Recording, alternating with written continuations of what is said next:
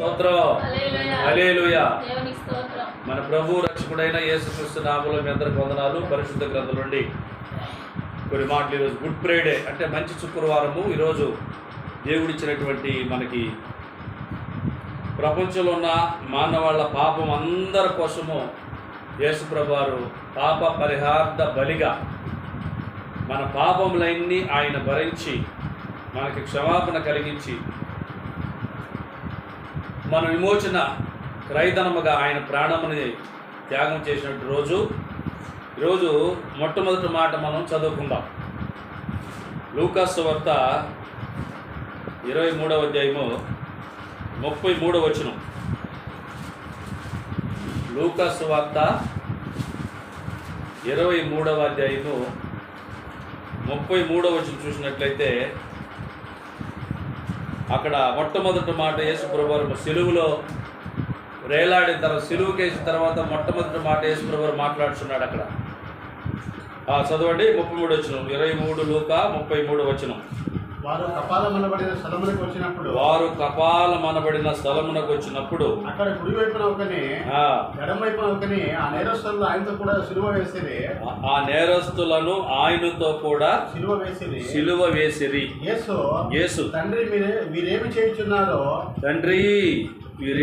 చేయుచున్నారో వీరు ఎరుగురు కనుక క్షమించమని చెప్పింది. చాలండి. యేసు ప్రభువారు సిలువలో ఆయన మొట్టమొదట యేసు ప్రభువారిని అప్పగించిన తర్వాత సిలువలో వేలాడి తీయడానికి ఆయనకి చేతులకు కాళ్లకు మేకులు కొట్టిన తర్వాత సిలువేశారు యేసు ప్రభువారిని.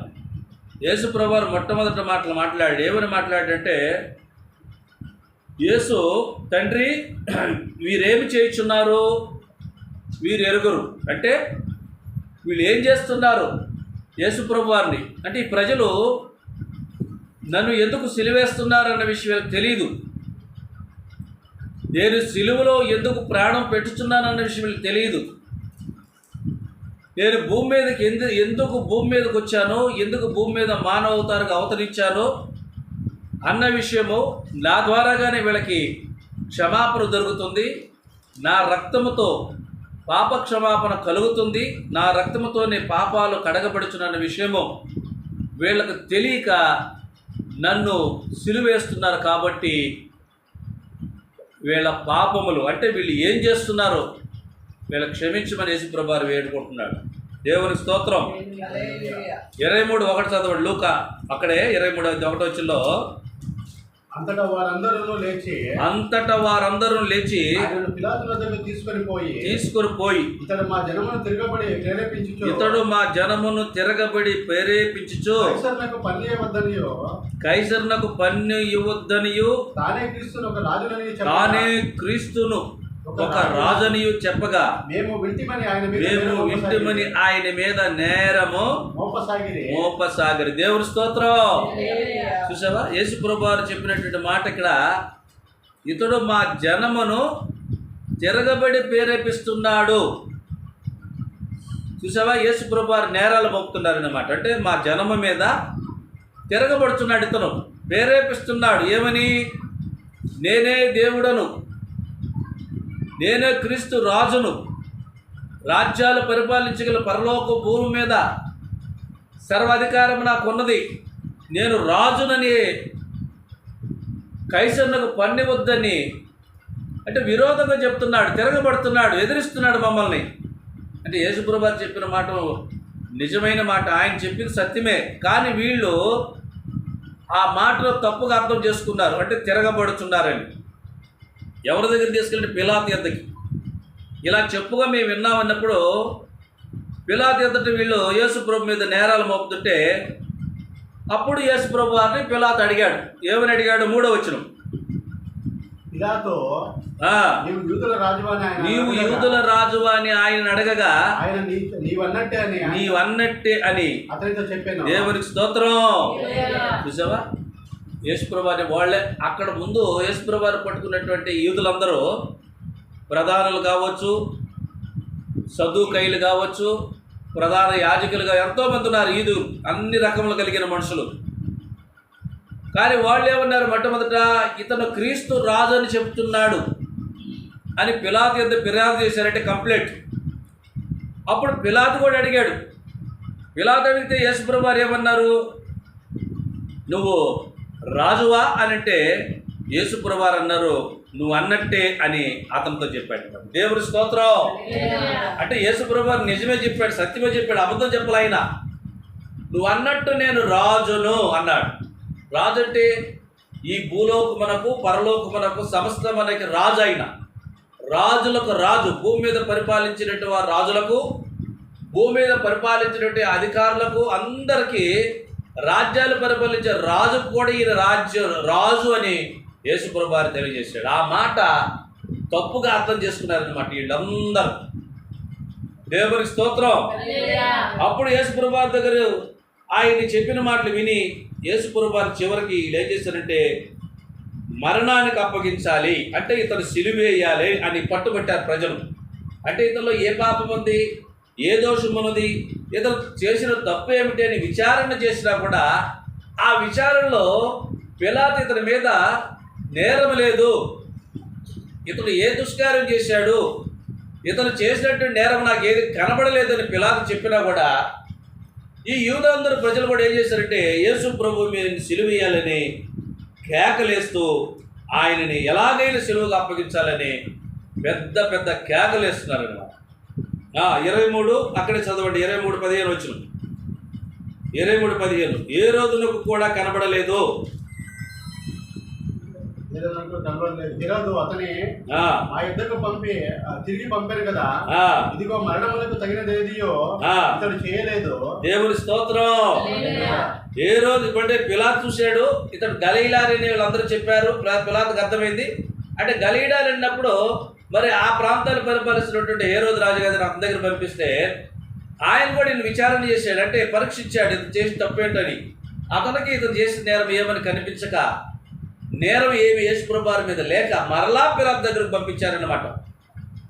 అప్పుడు హేరోదు కూడా ఇతని మీద ఎలాంటి దోషం కనబడలేదని చెప్పి పంపించాడు కదా, మీరైతే ఇతను నేరం చేశారని మీరు అంటున్నారు ఏంటి అని పిలాతు ఆ యూదులను అడుగుతాడు.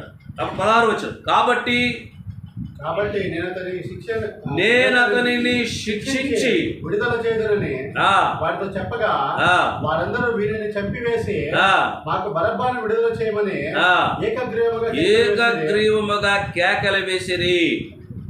వీడు పట్టణములో జరిగించిన అల్లరి నిమిత్తము నరహత్య నిమిత్తమును చెరసాలలో వేయబడిన వాడు పిలాతు యేసును విడుదల చేయగోరి మాట్లాడినను వారు వీరిని సిలువ వేయమని కేకలు వేసిరి. మూడవ మారు ఇతడు ఏ దుష్కార్యము చేశాను, ఇతను ఏందో మరణముకు తగిన నేరం ఏమియో నాకు అగపడలేదు గనుక ఇతని శిక్షించి విడుదల చేతునని వారితో చెప్పాను. అయితే వారు ఒకే పట్టుగా పెద్ద కేకలు వేసి వీనిని సిలువ వేయమని అడగగా వారి కేకలే దేవునికి స్తోత్రం. ఏమి గెలిచాయి? పిలాతు ఏమనండి, ఏ రోజుకి యేసుప్రభు వారి మీద నేరం కనిపించలా, ఏ దోషం చేయలేదని ఏ రోజు నిర్ణయించేశాడు. పిలాతు దగ్గరికి వచ్చినప్పుడు మరలా పిలాతు కూడా ఇతను ఏం చేశాడు, సిలువ వేయమంటున్నారు, ఇతను ఏదో శిక్షించి విడిపించేస్తారు, కానీ ఇతను చేసిన దోషం ఏమిటి నాకేం కనిపించలేదే అని పిలాతు అన్నప్పుడు వీళ్ళందరూ కేకలేస్తున్నారు, ఇతను సిలువేయాలని కేకలేసినప్పుడు మూడవ మారు కూడా అతడు ఎందుకు ఇతను ఏ దుష్కార్యం చేశాను, ఇతను ఎందుకు మరణము తగిన నేరం ఏమి నాకు కనబడలేదు, ఇతను నేను శిక్షించి విడుదల చేస్తానంటే వాళ్ళు ఏకపట్టుగా యేసుప్రభు వారిని ఏం చేశారంటే సిలువ వేయము అని కేకలు పెట్టారు. కానీ యేసుప్రభు వారిని మాత్రం సిలువ వేయాలి, బందిపోటు దొంగనేటి నరహత్య చేసినటువంటి బందిపోటు దొంగను మాకు విడుదల కావాలని యూదుల ప్రజలందరూ అక్కడ ఉన్నవారు కోరారన్నమాట. చివరికి వాళ్ళు కేకలు గెలిచినప్పుడు ఇక పిలాతు వాళ్ళ కేకలి వాళ్ళ అల్లర్లు చూసి వాళ్ళే గెలిచిన తర్వాత పిలాతు అప్పగించేసాడు అనమాట. దేవుని స్తోత్రం, హల్లెలూయా. అప్పుడు యేసుప్రభు వారిని సిలువ ఎద్దకు తీసుకొచ్చినాడు. యేసు ప్రభువారు ఏమని మాట పలికాడైనా, తండ్రి వీరు ఏమి చేస్తున్నారో వీరు ఎరుగురు కనుక వీళ్ళని క్షమించము. యెషయాకు రాసిన గ్రంథము 53వ అధ్యాయము 5వ చూడు. యెషయాకు రాసిన గ్రంథము 53వ అధ్యాయము 5వ వచనం.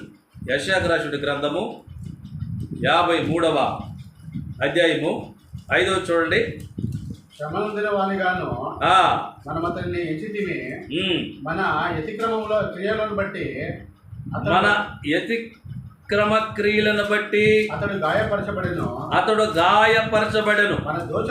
మన దోషములను బట్టి నలగొట్టబడెను, మన సమాధానార్థమైన శిక్ష అతని మీద పడెను, అతడు పొందిన దెబ్బల చేత మనకి స్వస్థత కలుగును.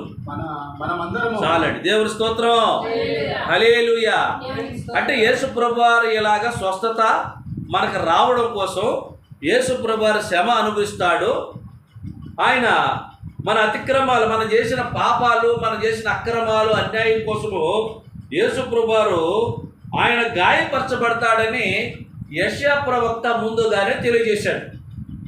అందుకే యేసు ప్రభువారు పిలాతు యొద్దకు తీసుకెళ్ళినప్పుడు ఇతడు ఏ దోషము చేయలేదు, ఇతనందు నాకు ఎలాంటి నేరము కనిపించలేదు అని 3వసారి కూడా అతను శిక్షించి విడుదల చేయాలని పిలాతు మాట్లాడినా కూడా అక్కడున్న ప్రజలు ఏం చేశారంటే ఇతను సిలువేయాలి సిలువేయాలని కేకలు ఏకపట్టుగా పట్టి యేసు ప్రభువారిని సిలువేయించడానికి పట్టుదల పట్టారు. ఎంత అన్యాయం చూసావు. అందుకే ముందు యెషయా భక్తుడు రాశాడు, మనం చేసే పాపాలను బట్టి, మన దోషాలను బట్టి అతను నలగొట్టబడతాడు. అతను మనకి సమాధానం రావాలంటే శిక్ష అతని మీద పడాలి. మనం స్వస్థత కలగాలంటే ఆయన దెబ్బలు తినాలి. కాబట్టి ఇలా జరుగుతుంది. అందుకే యేసు ప్రభువారు అక్కడ మౌనంగా ఉన్నాడు, నోరు తెరవలేదు అన్నమాట. 7వ వచనం యెషయా గ్రంథం 53:7 చూడండి. అతడు దౌర్జన్యము నొందెను, బాధింపబడినను, అతడు నోరు తెరవలేదు. వదకు తేబడు గొర్రె పిల్లయు, బొచ్చు కత్తిరించు వాని ఎదుట గొర్రెయు మౌనముగా ఉండినట్లు అతడు నోరు తెరవలేదు. దేవునికి స్తోత్రం. చూసావా, యేసు ప్రభువారు ఏమన్నాడా? వీళ్ళందరూ సిలువేయమంటున్నారు, పిలాతే విడుదల చేస్తున్నట్టున్నాడు. యేసు ప్రభువారు ఏమన్నాడు అక్కడ? అయ్యా, నేను ఏ తప్పు చేయలేదు, నేను చేసిన తప్పు నేరం ఏం లేదు, నన్ను శిక్షకు నేను పాత్రుడు కానన్నాడా? అంటే ముందే రాశాడు దేవుడు, ఈయన వస్తాడు, మన అతిక్రమలు బట్టి ఆయన భరిస్తాడు, ఆయన మీద దౌర్జన్యం జరగద్ది, ఆయన అలాంటి శిక్ష పడినప్పుడు ఆయన మౌనంగా ఉంటాడు, నోరు తెరవడు, ఆయనకు అన్యాయం తీర్పు జరుగుతుంది అనే ముందే దేవుడు యెషయా ప్రవక్త ద్వారా రాశాడు. 8వ వచనం యెషయా గ్రంథము 53:8 అన్యాయపు తీర్పు నొందినవాడై అతడు నా జనుల అతిక్రమములను బట్టి మొత్తబడును కదా. దేవుని స్తోత్రం. చూసావా, అన్యాయపు తీర్పు యేసు ప్రభువారికి జరిగింది అనమాట. ఇది అన్యాయమా? ఈ తీర్పు న్యాయమా? అంటే అన్యాయమైన తీర్పే. అన్యాయమైన తీర్పు ఎందుకు పొందాడంటే ఆయన అన్యాయమైన తీర్పు పొందకపోతే, ఆయన లాంటి పరిశుద్ధుడు ఆయన రక్తము చిందించకపోతే, ఆయన పాపాలు, మనము చేసిన పాపములు మనములను క్షమించానని చెప్పకపోతే మనకి క్షమాపణ దొరకదు. కానీ పాపానికి ప్రాయశ్చిత్తం పరిశుద్ధమైన రక్తము రుధిరదారులు చిందించాలి, కార్చాలి. కాబట్టి ఈయన పరిశుద్ధుడని వేవేలతో దేవుడి పొగడింపబడుతున్నటువంటి దేవుడు భూమి మీదకి మానవ అవతారకు వచ్చి ఆయన అమూల్యమైన రక్తాన్ని మనకు కార్చాడు. క్షమాపణను అంటే నీ పాపములు క్షమించాను అని చెప్పగలిగిన వ్యక్తి భూమి మీద ఎవరు లేరన్నమాట. దేవుని స్తోత్రం. మార్కు సువార్త 2వ అధ్యాయం 5వ చూడండి. మార్కు సువార్త 2వ అధ్యాయము 5వ వచనం. మార్కు సువార్త 2వ అధ్యాయం 5వ చూడండి.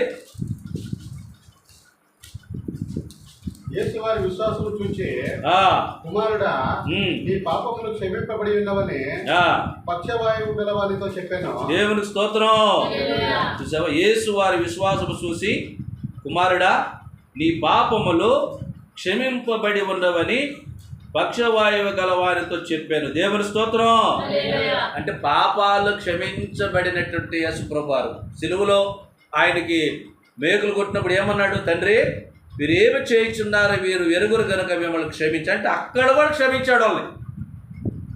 యేసుప్రభువారు అక్కడ కూడా క్షమించాడు. క్షమాపణ కలిగి, అంటే క్షమించగలిగినటువంటి దైవికం కలిగినటువంటి పరిశుద్ధుడు, పాపము లేని పరిశుద్ధుడు భూమి మీద అవతరించాలి, ఆయన ఉండాలి. కాబట్టి యేసుప్రభువారు ఇప్పుడు చదవబడిన మాట ప్రకారం ఆయన మౌనముగా ఉన్నాడు. లూకాసు వార్త 7వ అధ్యాయము 48వ వచనం. లూకాసు వార్త 7వ అధ్యాయము 48 చూడండి.